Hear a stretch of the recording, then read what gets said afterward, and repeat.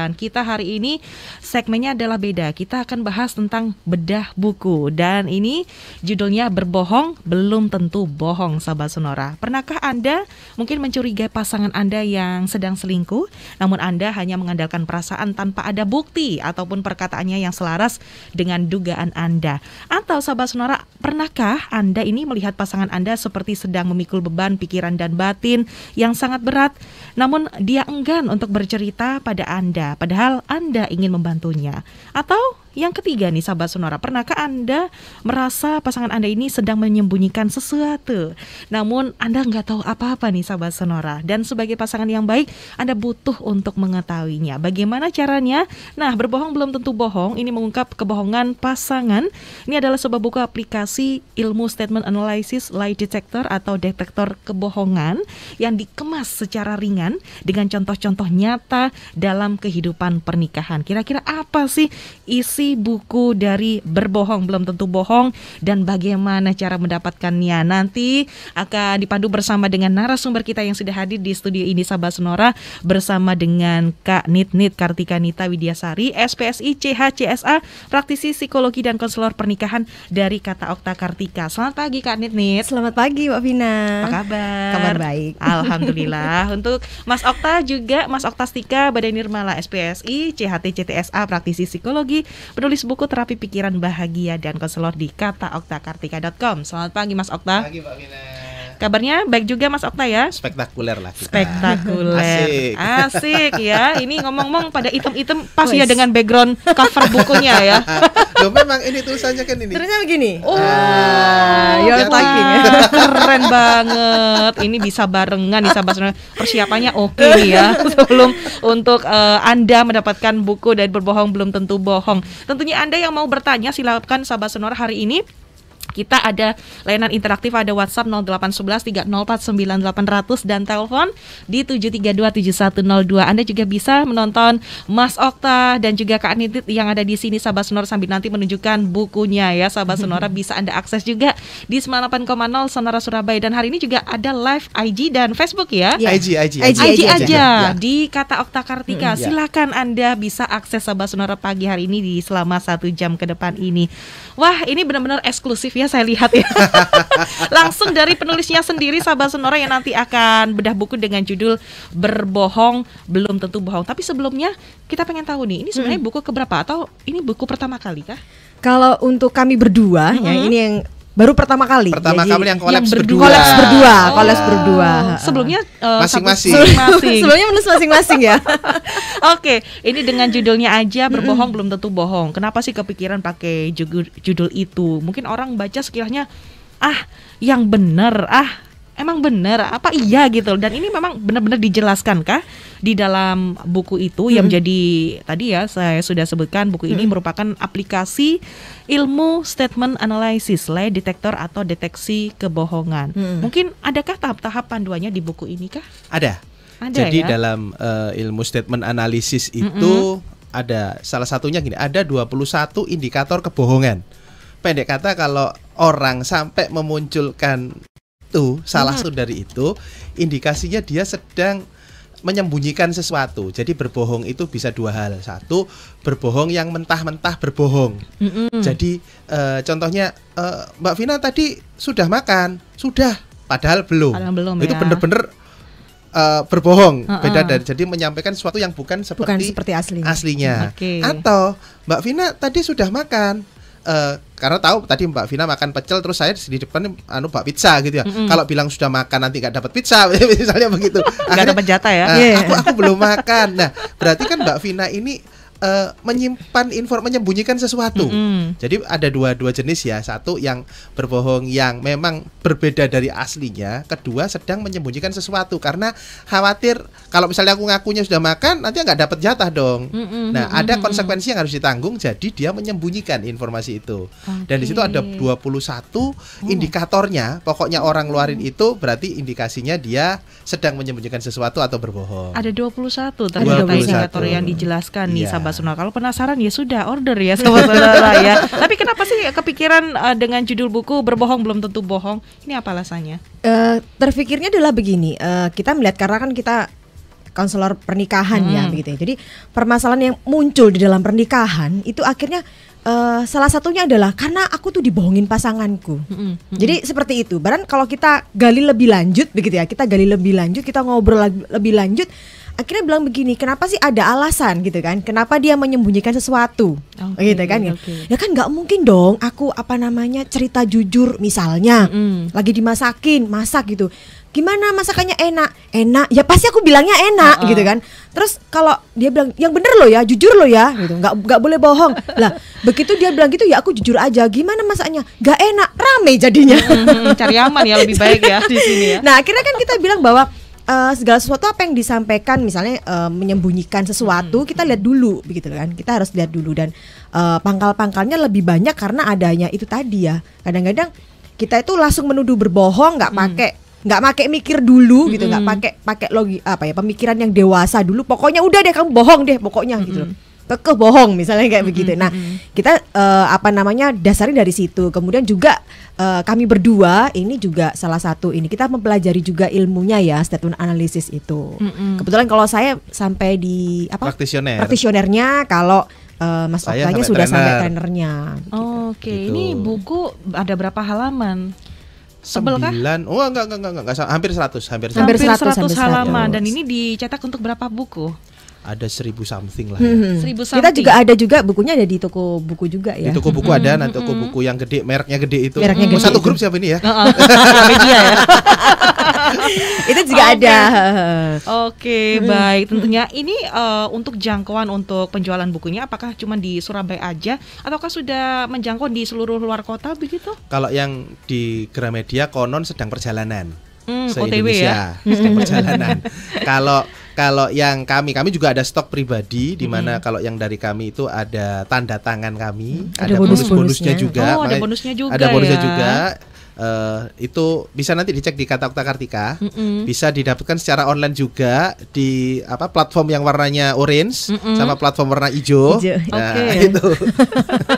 Di situ ya ada ya. Ternyata ada bonus-bonusnya juga nih sahabat Sonora di dalam buku itu. Dan penasaran bonus-bonusnya seperti apa? Ini boleh ya saya sebutkan juga ya. Boleh.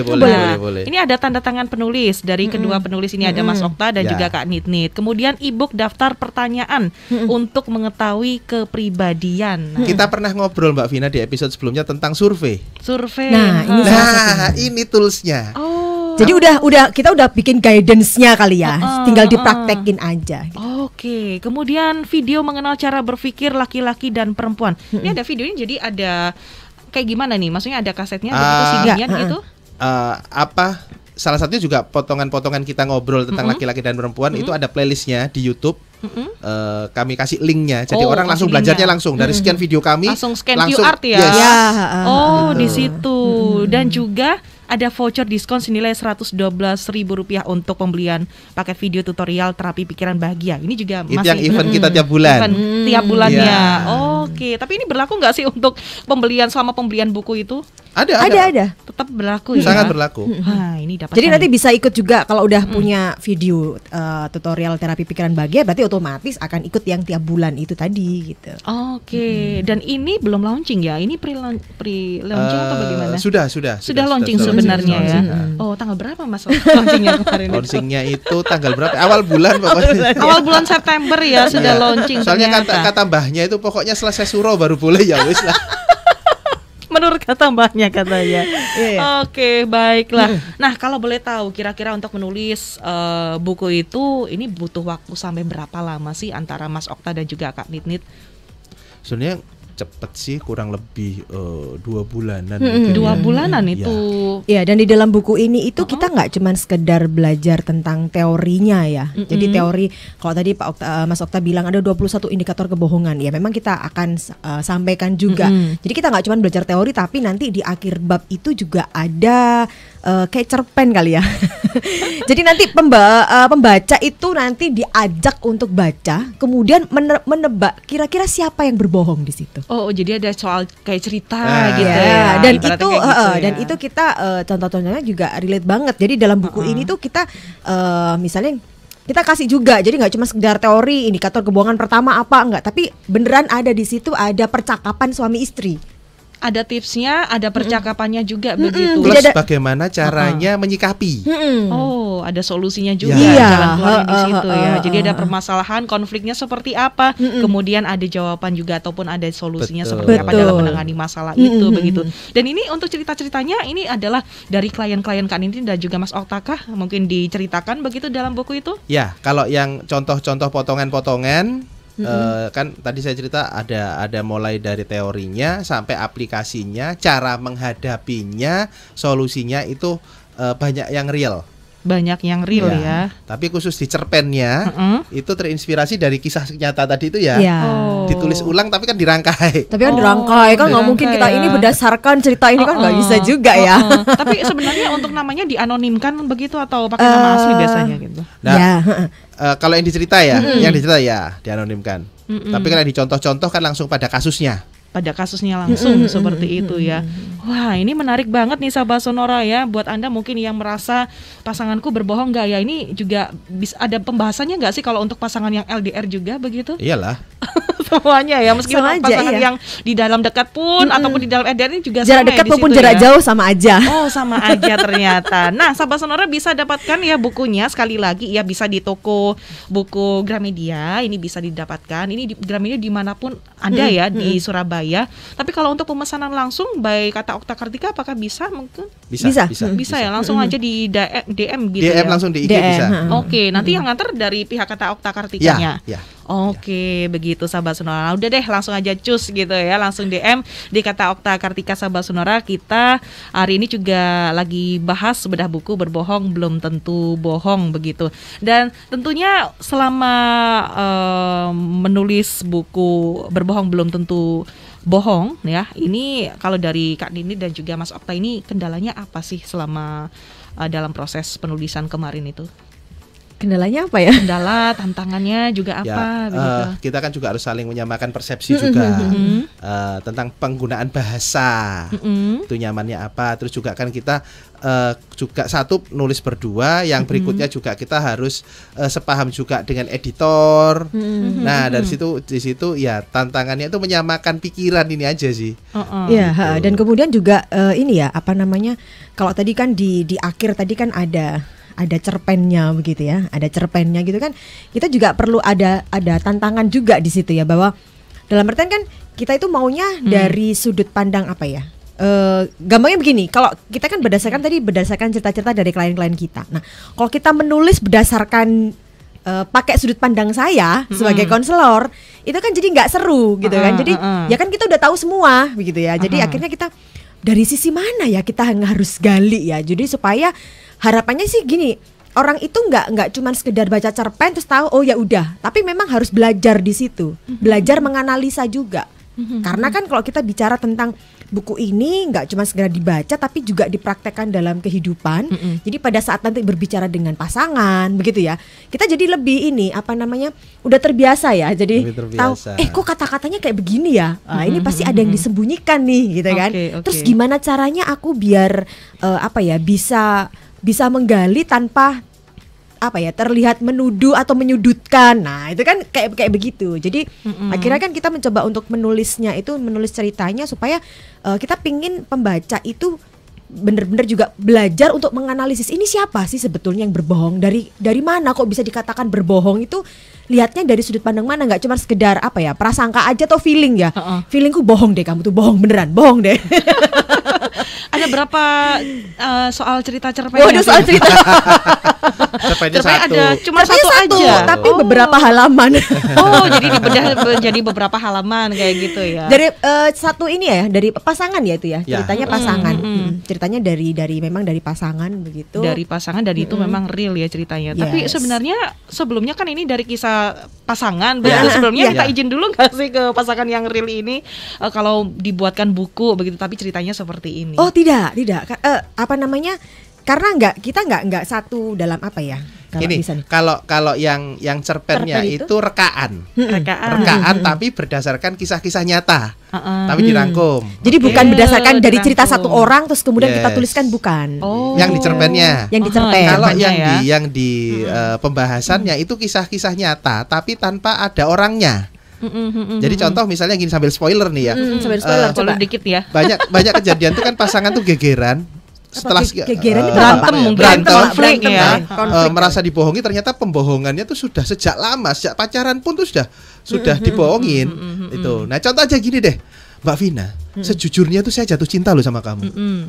Oke. Bagi orangnya nggak paham, waduh berbunga-bunga nih. Iya nih. Tapi dalam ada struktur kata di situ, itu yang sebetulnya udah pokoknya ada orang ngomong kata ini, itu indikasi dia sedang ada sesuatu deh. Oke. Jadi kalau boleh spoiler ya, kata-katanya adalah sejujurnya. Oke, sejujurnya ya. Aku jujur Mbak Vina, Itu aku salah jatuh satu cinta sama indikasinya kamu. ya. Ini sebenarnya, udah. Oke. Orang yang pakai ngomong kata itu ada sesuatu yang sembunyikan. Oke, tapi kita kadang kan nggak sadar ya Mas Okta ya. Tapi di kata Okta Kartika ini menuliskan buku nih Sahabat Sonora, berbohong belum tentu bohong, ini dijelaskan semuanya di situ Sahabat Sonora. Tapi baca bukunya nggak boleh lompat-lompat ya. Kalau bisa berurutan Sambil biar duduk paham. Mbak, kalau lompat-lompat Halamannya Kalau maksudnya Mas. nggak fokus ya nanti ya capek yang jadi. Jadi harus berurutan ya bacanya biar nanti paham begitu. Iya. santai pokoknya. Jadi karena kami menulisnya juga dengan metode hypnowriting. Jadi gini, hypnowriting itu kan metode menulis sehingga orang yang menulis itu target kami itu gini. Orang nggak suka baca pun akhirnya jadi suka baca. Itu karena ini ringan sekali.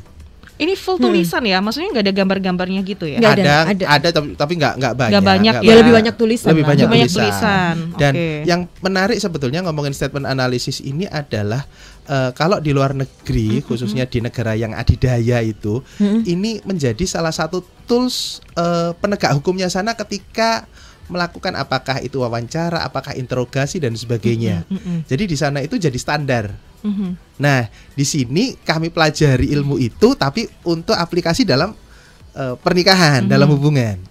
Oke, kemudian dibukukan begitu Sahabat Sonora ya. Kemudian di tengah-tengah pernah nggak sih mengalami mogok begitu, mungkin kehabisan ide kayak gitu untuk menulis berbohong belum tentu Kalau bohong ini? kehabisan tuh enggak, Enggak malah ya. ketambahan. Oh ketambah. Malah ini ya giat terus ya untuk nulisnya ya. Ini nulisnya berdua begitu atau mungkin hari ini mungkin Mas Okta dulu, kemudian besoknya mungkin Kak Nit Kayak gitu. Atau kan lagi bareng gitu pas nulisnya gitu. Kita pakai doc. Kalau doc kan Iya bener. bareng ya. Bareng. Oh. Jadi kadang-kadang dia nulis apa aku ngedit, jadi kursornya bisa jalan-jalan. Kan bisa ketahuan kamu di. Jadi kita memang pembagian apa ya? Kalau pembagian nggak hanya kelompok aja yang dibagi, jadi tugas juga dibagi dan buku ini juga apa namanya? Ada pembagian juga gitu loh, bagian-bagian mana yang memang Mas Okta yang nulis, bagian mana memang saya yang menulis gitu. Jadi saling supaya koreksi juga ya. iya, antara keduanya gitu ya. jadi memang supaya tidak ini ya apa namanya tidak tumpang tindih begitu ya. Gitu. Oke. Takutnya nanti pemikirannya ini sama loh, kok double kayak Iya, gitu ya tulisannya. Tapi sejauh ini kemudian di editornya sendiri masih dirubah juga, direvisi juga begitu. Ada waktu beberapa itu. hal disesuaikan. Kalau editor tuh sifatnya merapikan ya. Merapikan di sini ya. Oke. Nah, Mas Okta dan juga Kak Nit, ini ada komentar dari Ibu Ana yang ada di Gresik. Saya kebetulan mama yang sudah punya anak 3. Motivasi apa yang bisa diberikan kepada saya bahwa emak-emak ini juga bisa loh berpartisipasi dalam dunia penulisan? Oh, bisa loh. Mak-mak, halo saya juga mak-mak di sini. Mak-mak ini kalau memang mau menulis ya bahasa gampangnya sekarang ini sudah banyak apa namanya perkumpulan-perkumpulan gitu ya tentang giat menulis tuh juga sudah banyak banget gitu loh. Yang memang yang dibutuhkan adalah keberanian ya untuk menuangkan ide banyak begitu. Contoh paling gampang kalau misalnya mama anak 3 tulis aja tentang anak-anaknya gitu kan paling gampang atau biar tentang nggak bingung kehidupan ya iya. untuk idenya. Biasanya kan kadang kan bingung, pengen nulis tapi nggak tahu idenya dari mana Iya, kayak iya. gitu ya. Bisa aja ya meskipun mak-mak ini udah punya anak 3 untuk yang pasti adalah punya keberanian di sini ya untuk motivasinya untuk bisa berpartisipasi dalam dunia penulisan. Mungkin belum cetak dulu, mungkin bisa menulisnya by online dulu kan sekarang banyak ya untuk menulisnya via Platform online lebih bagus, lebih cepat, lebih praktis. Lebih cepat terus juga kan bisa di ini ya apa namanya yang ikut platform yang yang rutin itu ya kayak bikin apa kayak cerpen kayak novel itu kalau mau yang ikut penerbitan begitu gabung collab gitu kolaborasi jadi satu buku isinya berapa penulis gitu kan bisa banyak sekarang Oke, banyaklah sekarang untuk alternatifnya ya Bu Iya. Ana ya yang ada di Gresik. Terima kasih untuk partisipasinya. Yuk kita juga mengundang Anda Sahabat Sonora yang mau bertanya-tanya terkait dengan proses pembuatan dari berbohong, belum tentu bohong untuk bukunya, ataupun mungkin Anda punya komentar lain bagaimana sih dapetin bukunya. Silakan tanyakan aja Sahabat Sonora ya di 0811 304 9800 untuk by WhatsApp dan juga telepon di 732 7102. Anda yang mau bergabung lewat live IG Kata Okta Kartika juga monggo, nanti kita juga akan sapa. Dan Anda juga bisa untuk melihat acara kita Sahabat Sonora. Sekali lagi, kita hari ini hanya bisa diakses melalui Facebook aja ya, di 98,0 Sonora Surabaya. Sekali lagi, mungkin bisa disampaikan ke Mas Okta Ya. dan juga Kak Dinit, bagaimana sih untuk cara mendapatkan buku Berbohong Belum Tentu Bohong sebelum kita ke break jeda. Silakan. Masuk aja ke IG Kata Okta Kartika, DM di situ bisa, atau browsing langsung di platform belanja online yang warna orange dan yang warna hijau. Tulis aja buku Berbohong Belum Tentu Bohong, nanti kan langsung keluar di situ. Oke. Nah, untuk para mama yang sukanya gratis ongkir, langsung aja manfaatkan yang warna oranye dan warna hijau ya. Oh, sekarang masih gratis ongkir Masih, ya. gratis Oke, ongkir. manfaatkan ya. Belum tentu nanti untuk di hari-hari berikutnya nanti bisa free ongkir lagi nih Sahabat Sonora ya. Mumpung ada kesempatan di Sahabat Sonora. Baik, jangan kemana-mana. Nanti kita akan sambungkan lagi untuk acara Love Live Talk bersama dengan Kata Okta Kartika. Sekali lagi Sahabat Sonora, kita hari ini membahas bedah buku Berbohong Belum Tentu Bohong. Sesaat lagi tetap di Love Live Talk bersama dengan Kata Okta Kartika, dan saya di sini masih ditemani bersama dengan Kak Nitnit, Kartika Nita maksud kami, Widyasari SPSI CHCSA, praktisi psikologi dan konselor pernikahan dari Kata Okta Kartika, dan juga ada Mas Okta Stika Baden Nirmala SPSI CHT CTSA, praktisi psikologi, penulis buku Terapi Pikiran Bahagia dan konselor di kataoktakartika.com. Silakan Anda yang mau bergabung Sahabat Sonora. Kebetulan karena memang hari ini eksklusif kita bedah buku terkait dengan Berbohong Belum Tentu Bohong. Nah, nomor interaktif yang bisa Anda pergunakan dari WhatsApp dan juga telepon aja untuk hari ini, dan juga Anda bisa mengakses untuk live untuk siaran kami di Facebook di 98,0 Sonora Surabaya. Ini juga ada yang sudah bergabung Sahabat Sonora melalui by WhatsApp. Tadi juga terima kasih untuk Ibu Ana yang ada di Gresik yang sudah berkomentar. Ini ada Feby, bukunya apakah bisa dijangkau di luar kota Surabaya? Kalau pesan bagaimana yang di luar kota atau bahkan di luar pulau nih? Langsung aja bisa kok kita. Sukanya yang mana nih? Suka mana gitu kan? Kalau memang suka langsung gitu, berarti bisa langsung aja ke atau ke DM aja. DM di Kata Okta Kartika, atau klik link bio-nya itu. Nanti ada pilihannya, ada ordernya bisa by WA atau ordernya by warna orange, toko orange, atau sama yang toko hijau gitu ya. Bisa, jadi luar Bisa kota, ya. luar pulau juga bisa. Oke. Namun dari para pendengar biasanya suka yang ongkir-ongkir gratis. Ya, kalau gitu ya.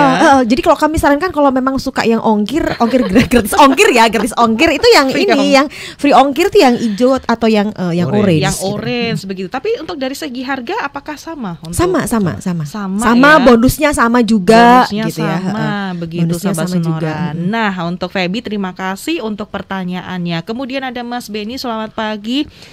Mas Okta dan juga Kak Nitnit, dari tahap awal sampai tahap publishing buku Berbohong Belum Tentu Bohong, tahap mana yang paling seru, yang paling berat dan menantang menurut Kak Nitnit dan juga Mas Okta? Untuk penulis pemula, gimana tipsnya biar nggak bosan menyelesaikan proyek penulisnya? Jawab pertama dulu deh, yang paling seru, yang paling Mas Okta berat dulu, Mas Okta yang paling seru yang mana? Paling menantang. Ini pengalaman saya ya. Ini kan saya gaya kan, bukunya kan banyak. Dia lebih banyak, banyak. Oke. Saya tapi langsung dalam setahun langsung ada berapa gitu. Tapi dia sementara masih banyak kolaps. Banyak kolaps. Kalau Mas Okta benar-benar pure sendiri. Iya. Dan baru ini kolaps ya. Baru kolaps. Kalau ini kolaps. Gaya aku yo. Jadi saya agak gaya. Coba silakan Pak, gayanya ditunjukkan. Kalau tantangan menulisnya itu adalah bosen ya. Bosen. Kalau untuk penaskahannya, jadi ada dua part kalau menurut saya, yaitu part ketika menulis naskahnya, kedua adalah ketika menawarkan naskahnya. Untuk memutuskan nanti itu mau diterbitkan sendiri, diterbitkan penerbit besar, atau diterbitkan dengan biaya sendiri atau gimana, itu nanti banyak caranya. Nah, yang penting adalah naskahnya dulu. Itu adalah gimana kita bisa menyajikan sesuatu yang disukai orang. Jadi kalau saya sih sarannya lebih baik menulislah sesuatu yang disukai orang, bukan dari kita. Dari kita itu hanya saya ibaratkan jual nasi goreng. Nah, saya itu ahli membuat nasi goreng. Oke, tapi apakah nasi goreng sosis, apakah nasi goreng ikan asin itu disesuaikan dengan pasar. Jadi ilmu kita disesuaikan dengan kebutuhan pasar. Nah, itu adalah perspektif menulisnya. Sehingga ketika nanti pun mau ditawarkan ke penerbit ataupun mau diterbitkan sendiri, itu sudah ada orang yang suka. Karena kalau dengan misalnya kerjasama dengan penerbit besar, selalu pertanyaannya adalah kamu bisa mampu jual berapa? Oh, ini jawabnya gimana nih? Kamu punya masa berapa? Oke. Nah, punya pasar berapa? Nah itu. Jadi kan itu setidaknya kita sudah punya gambaran dulu, begitu. Itu survei dulu atau bagaimana waktu itu, Mas Okta, sebelumnya? Enggak lah ya, kita anulah apa namanya itu, kita punya komunitas, kita kita punya komunitas teman-teman ya anggap saja itu gitu kan kasar, kita punya komunitas terus masing-masing teman kita beli, ibaratnya beli teman sendiri, minimal itulah. Oke, biasanya kalau penerbit pertanyaannya seperti itu ya. Ya. Kira-kira seperti itu. Nah, ini itu kalau yang dibiayai oleh penerbit semua ya. Tapi kalau misalnya Anda biaya sendiri ya suka-suka. Tapi kalau misalnya ini bukunya ini nggak cepat dimakan, nggak sesuai dengan selera masyarakat, ya akhirnya kan stoknya nggak habis-habis. Oke, baik. Dan terbantu juga ya kalau ada komunitas begitu ya. Betul. Nah, itu untuk yang tahap paling menantang ya, Mas Okta ya. Kemudian yang paling seru, paling berat dari buku ini? Kalau dari buku ini nggak ada sih ya. Kalau saya tuh justru yang menarik itu ketika berkaitan dengan penerbitan. Karena kalau kita dalam konsep ide, karena kami sudah terbiasa menulis ya, jadi lebih cepat untuk jadi naskahnya. Jadi intinya itu beranilah untuk menuangkan apa dalam pikiran, stop untuk membebani. Misalnya, aduh aku nggak bisa nulis pakai EYD, ya sudah pakai bahasa tutur saja, nanti baru diedit. Dan menulislah baru ngedit, hindari untuk menulis dan mengedit dalam waktu yang sama, karena nanti nggak bakal selesai. Oh, harus di lain hari begitu? Iya, dalam waktu. Jadi tulis dulu. Di lain waktu. Jadi ada teknik itu menulis tuh pakai layarnya digelapin. Layarnya digelapin. Atau dibuat. Jadi jangan terang. Maksudnya kalau gelap banget kan kadang-kadang. Jadi cahayanya dikurangi sampai yang agak gelap-gelap gitu. Iya. Fungsinya apa nih, Kak? Ya biar nggak dibaca. Oh. Karena kita ketika nulis terus kok nggak enak kata-katanya, diedit. Kok masih nggak enak diedit? Akhirnya berhenti di situ beberapa hari. Makan waktu lagi. Makan waktu. Jadi tulis aja terus. Sak gilan-gilan ini enggak apa-apa. Tulis aja, baru nanti ada waktu untuk edit ya edit. Baru diedit, dibaca ulang, kok enggak enak ya ganti apa? Diganti, ditambah atau dikurangi. Ibaratnya kayak di bookmark gitu ya. Jadi hargain dulu mana yang mungkin bahasanya masih belum oke, belum pas kayak bisa, gitu. iya bisa enggak? Saya bisa enggak ya. Justru kalau nulis itu ibaratnya kalau kita nyanyi anggap aja ya. Waktu kita nyanyi take vokal, ini nyanyi aja. Baru nanti dengerin ulang kok nggak enak ya. Oke, bisa take ulang semuanya atau part itu aja yang diedit. Oke. Sama kayak gitu. Tapi kebanyakan ngeditnya ini dari Mas Okta dan juga Kak Ninit sendiri ataukah masukan begitu dari editor? Awalnya kita sendiri. Awal kita sendiri. Awal kita sendiri. Baru, tapi kan kita juga melihat ke orang ya. Jadi kita ada beberapa teman yang itu bisa jadikan endorse juga. Jadi aku punya naskah gini, menurutmu gimana? Nah, pendapatnya dia apakah selaras dengan pikiran kita? Kadang-kadang kita maunya A, ternyata orang melihatnya itu B. Nah, itu kan perlu kita selaraskan. Begitu. Baru nanti kalau di editor itu biasanya sifatnya merapikan yang lebih pada kebutuhan konsumen. Itu. Baik. Nah, kalau untuk penulis pemula, tipsnya biar nggak bosen untuk menyelesaikan proyek nulisnya ini gimana nih? Pindah-pindah tempat. Bener ya. Bener loh. Jadi kita apa ya? Kok kadang-kadang kan kalau lagi ya kita nggak perlu inilah. Kadang-kadang moodnya goodnya gitu. Jadi bisa kita langsung Dapat nulis banyak. ya, dapat banyak. Tapi kadang-kadang kan moodnya nggak oke. Tapi ini harus segera terselesaikan. Kalau nggak malah semakin banyak begitu kan. Nah, yang kita lakukan kadang-kadang sampai di titik kalau yang waktu aku yang bikin bab terakhir itu ya, dibikin di cerpennya itu kan, hanya untuk menemukan sudut pandang. Nah itu, jadi kita udah tahu. Ntar nanti kan kita udah bagi dulu. Jadi kita bikin kerangkanya dulu, gitu kan. Jadi kita mau bahas apa aja nih, secara besar. Besarnya udah kita bahas ini ya, kita bahas. Kemudian dikecilin lagi, dibagi-bagi kan, dibagi-bagi. Nah sampai di titik kalau cuman kita bicara teori kok orang sekarang tuh kalau cuman dikasih teori tuh mereka bingung. Kadang-kadang ada yang langsung paham, ada yang nunggu lama untuk pahamnya kayak gitu. kita pikir kenapa nggak kita teori dan praktek? Yuk kita bikin yuk, ada prakteknya berarti apa? Kan udah ada contoh-contohnya di apa namanya di halaman-halaman awal tuh kan ada contoh-contohnya yang real. Tapi apa ya? kurang panjang gitu loh. Jadi kayak coba deh bikin kayak cerpen kayak gitu. Boleh juga. Nah, untuk menemukan sudut pandangnya ini kan kita juga butuh apa ya? Kita pernah ngobrol ya berdua. Kita tuh sampai kita pindah tempat, nggak nemu mau sudut pandang kemana, pindah tempat, kita datang ke kafe gitu ya. Ngobrol hanya untuk ngobrolin apa ini. Di situ kita berdua diem-dieman aja. Apa ya sudut pandangnya gimana ya biar lilit sama yang pembaca gitu. Begitu kita nemu udah oke, berarti gini ya bla bla bla, kita langsung tulis gitu. Kita ngobrol, kita tulis gitu. Nah, tapi pada saat kenyataan yang serunya adalah kita udah ke kafe, udah nemu sudut pandangnya gitu ya. Pada saat pengerjaan itu cerita bisa berubah. Oh. Akhirnya gini, kita bilang boleh nggak sih berubah gitu? Boleh, nggak apa-apa selama tadi sesuai ada dengan koridornya itu boleh. Jadi sudut pandangnya agak dirubah dikit lagi gitu loh. Jadi kalau sudut pandangnya nggak mau yang B gitu ya, udah dapat yang B tapi B-nya tuh agak dimiringin lagi misalnya kayak gitu. Udah gitu. Nah, kalau kita bicara tentang bosan ya ayo cari tempat. Bahkan kadang-kadang kita mau keluar yuk, kita belum selesai nih kerjaannya, nulis lagi yuk gitu. Mau keluar kok panas ya, kok malas ya. Ya udah, rumah itu yang dibuat pingin pindah tempat. Jadi kalau Mas Okta itu sukanya di belakang. Ya udah gitu. Jadi nulisnya di situ. Kalau saya punya spot-spot sendiri. Meja kursi saya keluarin kan bulan belakang ada outdoor lah ya dikit lah. Dan nulisnya di belakang. Dia suka di situ gitu. Kalau saya nggak suka, saya sukanya di pinggir jendela kayak gitu. Jadi kayak ala-ala. Jadi bisa memunculkan apa ya? Cari tempat yang akhirnya bisa memunculkan moodnya kita baik gitu. Jadi pada saat menulisnya juga enak. Suasana ini juga menentukan intinya seperti itu. Tapi kalau misalkan ada orang yang kadang di tempat rame-rame, misalkan kafe itu kan rame ya, ada orang yang aduh kok nggak nemu idenya karena memang banyak orang fokusnya kemana-mana. Salah kafe. Salah kafe berarti. Coba tanya kita, nanti kita tunjukkan. Oke, ini lebih banyak nulisnya pas pagi, siang, malam, sore itu lebih banyak muncul idenya begitu? Yang jelas kayaknya nulisnya jam produktif kita ya.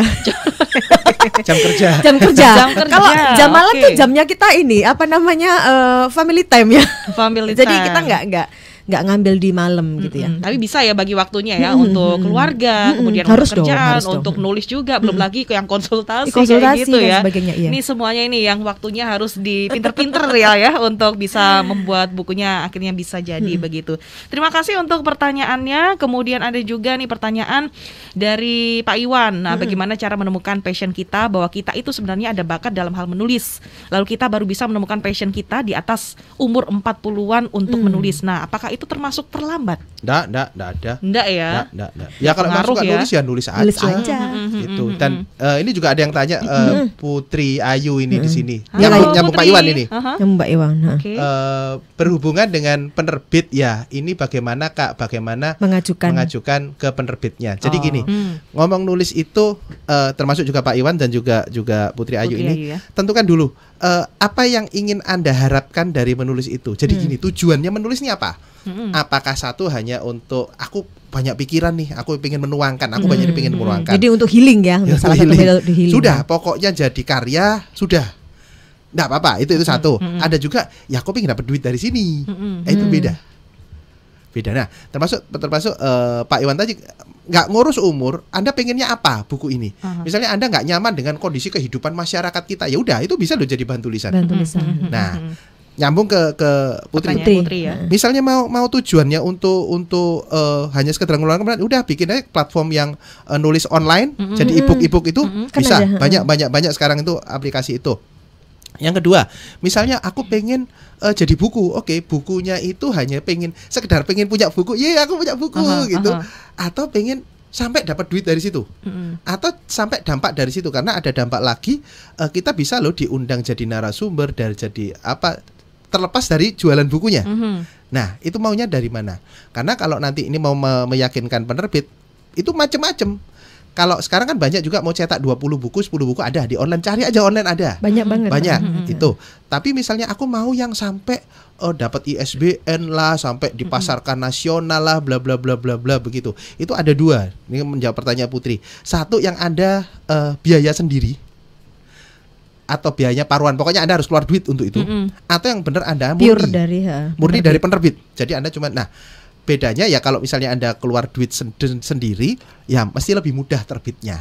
Tapi kalau yang dimodalin penuh oleh penerbit itu butuh upaya, karena penerbit harus survei dulu, harus tergantung juga antriannya juga. Nanti bisa-bisa banyak naskah yang sudah dia akan ajukan, dan berarti kan kita masih ikut antrian ini, entah ngajukannya sekarang, terbitnya tahun depan ya bisa juga. Oke. Tapi kalau untuk biaya sendiri budgetnya sampai kisaran berapa sih untuk yang dikeluarkan kalau boleh tahu? Tergantung, nggak bisa ngitung gitu ya? Karena nanti itu tergantung ini berapa halaman.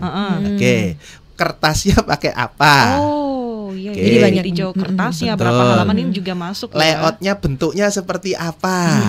Itu. Jumlah yang dicetak berapa itu? Jumlah yang dicetak berapa? Pemasarannya bagaimana? Itu customize ya. Jadi tidak bisa diomong paling berapa, tidak bisa. Oke, baik. Ternyata seperti itu. Baik, terima kasih pertanyaan untuk Putri Ayu tadi dan juga Pak Iwan ya.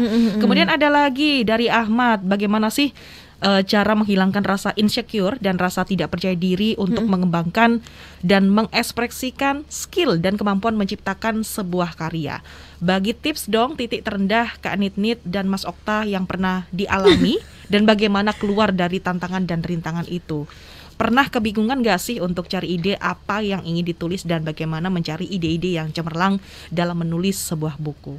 Oke, titik terendah ini. Justru pada saat titik terendah itu kita harus bersyukur loh.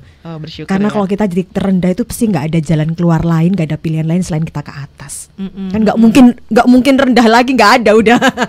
Nah, ini juga tadi salah satu sebelumnya tadi Pak siapa tadi? Pak Iwan tadi ya. Ini salah satu juga Pak Iwan. Pak Iwan tadi kan bilang Pak Iwan dan juga barusan siapa tadi nih?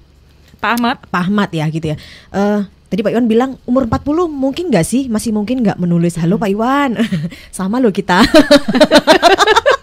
Sama lo. Karena ini dulu pernah punya buku indie ya. Itu pun sudah berapa tahun yang lalu ya? 10 tahun yang lalu ya. Aduh, lupa sampai dia itu ya. Buku yang terbitin sendiri. Sendiri banyaknya ya. Enggak ada. Saking lamanya. Jadi buku pertama sebelum Pak Okta nulis buku malahan. Jadi saya duluan. Keren kan gitu loh. Nulis dulu sendiri. Ada ISBN-nya, bikin sendiri, dan itu termasuk lumayan loh sebetulnya, begitu kan ya. Tapi setelah itu udah diem, nggak nulis. Setelah itu udah nggak nulis. Bahkan disuruh nulis dong gini-gini. Nggak jago. Jadi ngapain? Tapi kalau dilihat di kita punya di data di dokumen kita, itu kita tulisannya oke gitu ya. Tapi nggak pernah bisa menulis gitu ya. Sampai di satu titik adalah kalau saya Pak gitu loh. Kalau saya justru titik rendah, saya tuh menantang diri gitu loh. Bahasanya begini, apalagi sih yang sudah didapat dari hidup ini? Bener tah kita itu sudah sampai di situ gitu. Maksudnya titiknya tuh udah sampai di situ, tak apa masih bisa naik lagi gitu kan gitu.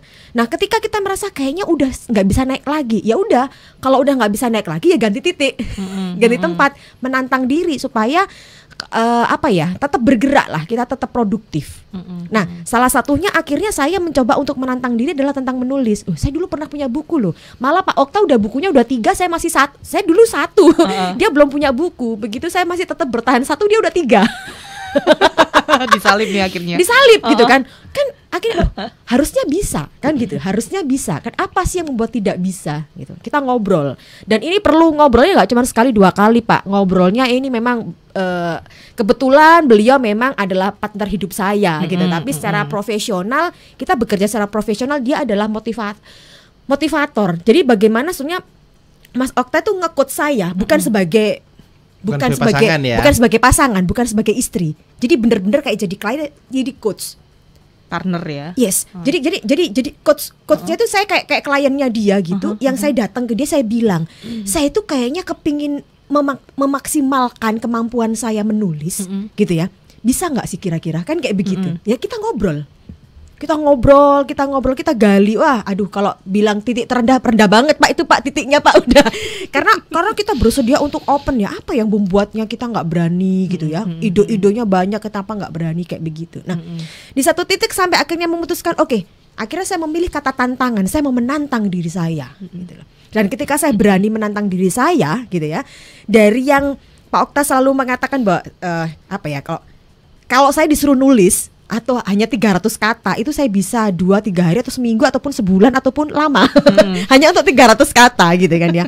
Nah, tiba-tiba saya setelah kita ngobrol saya merasa saya harus belajar. Ini di awal bisa dulu ya. Saya harus bisa menulis gitu. Di satu titik saya minta izin sama Pak Okta begitu kan ya. Ini sebagai hubungan pasangan ya, saya bilang, saya boleh nggak punya me time? Saya mau pergi dari rumah ke kafe gitu ya. Mulai pagi sampai jam berapa itu Pak? Hampir malam. Hampir maghrib ya. Malam ya. Jadi kurang lebih selama 3 hari atau selama seminggu saya boleh nggak? Ngapain? Saya mau nulis.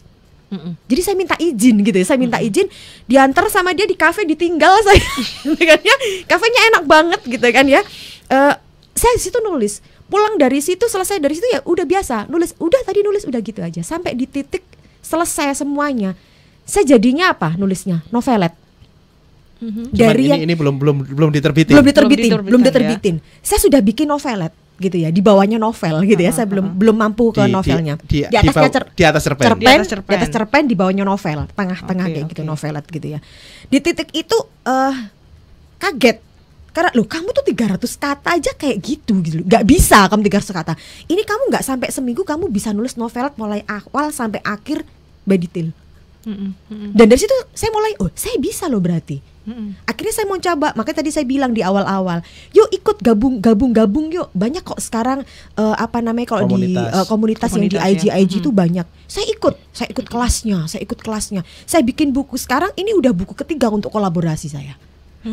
Jadi dalam 2022 satu, saya bisa menyelesaikan novelet, memang belum saya terbitkan gitu ya. Saya bisa menyelesaikan novelet saya. Kemudian saya punya 3 buku yang kolaborasi. Jadi saya punya, kalau misalnya ini novelet dibukukan gitu kan ya, saya sudah punya 4 buku hanya dalam mulai Januari sampai September.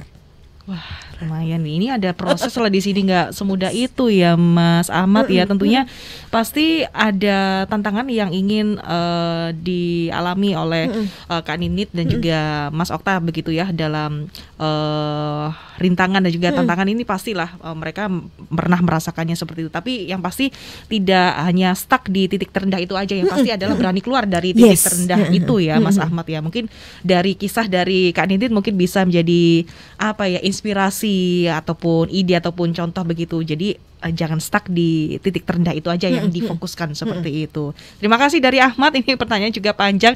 Ini sebentar saya akan pilih dulu untuk pertanyaan. Ini ada 3 pertanyaan juga yang bergabung.